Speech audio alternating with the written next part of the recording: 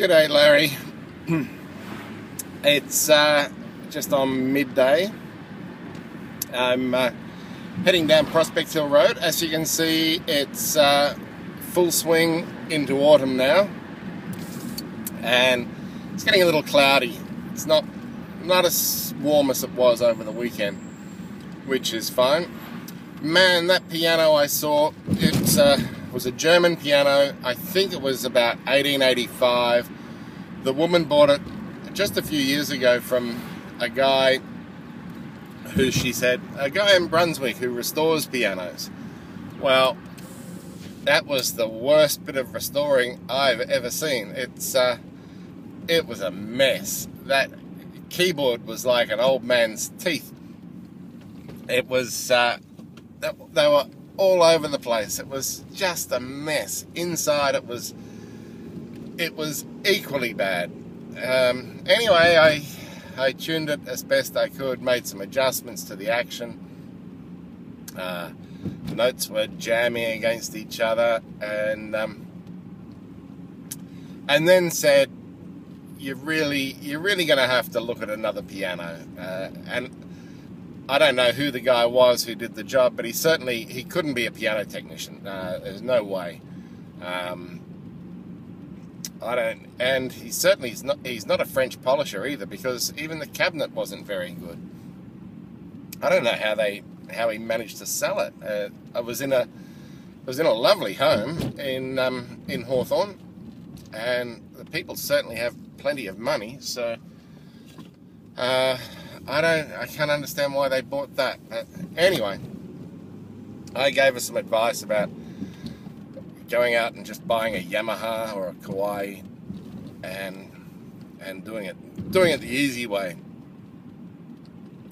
So I'm heading back towards my place. I'll stop in and grab a bite to eat, and then I have another one out east. So I'll go and do that. And then Bruce said he'll probably drop in for a beer later this afternoon. So that'll work out okay. Oh, I just went past my grandparents' house. In fact, while I've been talking, I've gone past my grandparents' house and my great-grandparents' house. My great-grandparents lived just near where I started the video, from the 1890s, I think, until about 1930.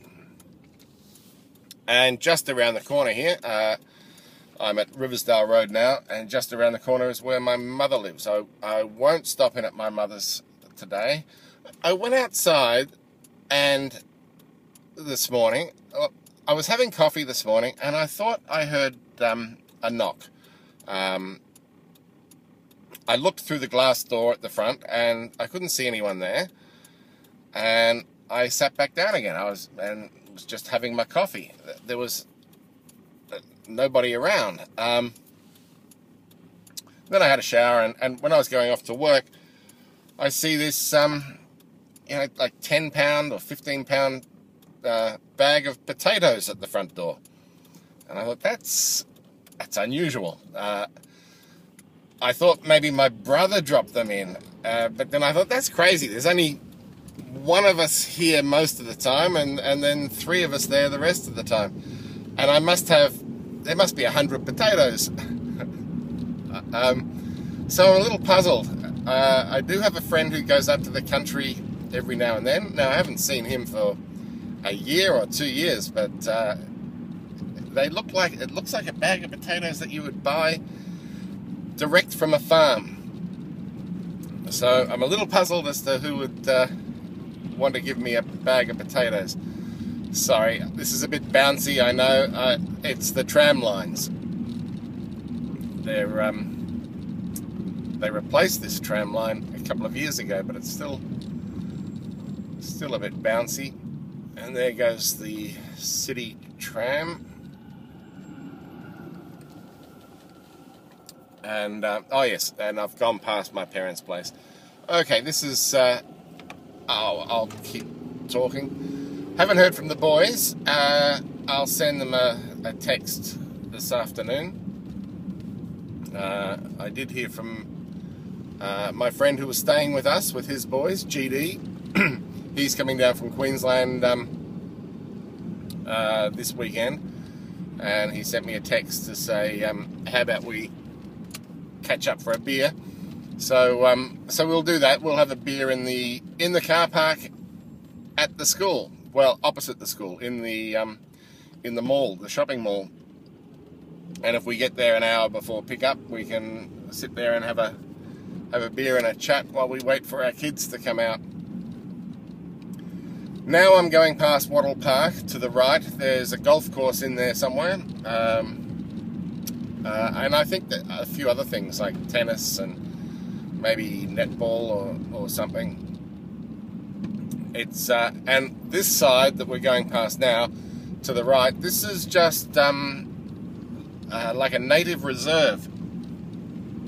There's just a couple of walking tracks through there and nothing much else. It's really quite a pretty bush area.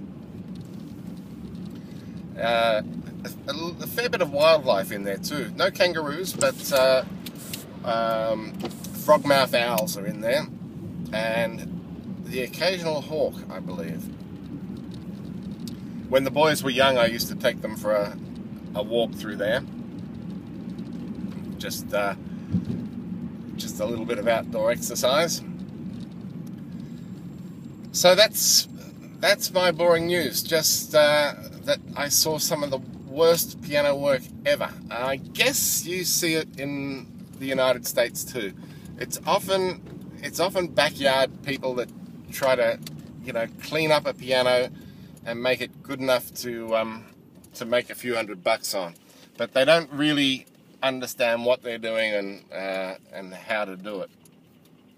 They've been around in Melbourne for many years, and I guess they'll be around for many more. In fact, we'll probably end up with more of them because there is no piano tuning course in Australia anymore. So I think we're just going to have to rely on our technicians to come out from Europe or China, and the ones that I've come across from Europe and Asia have by and large been very good. All right, I won't carry on and bore you. I just thought I'd fill you in on the piano and give you a quick view of a bit of autumn as I'm driving through the suburbs. Bye for now.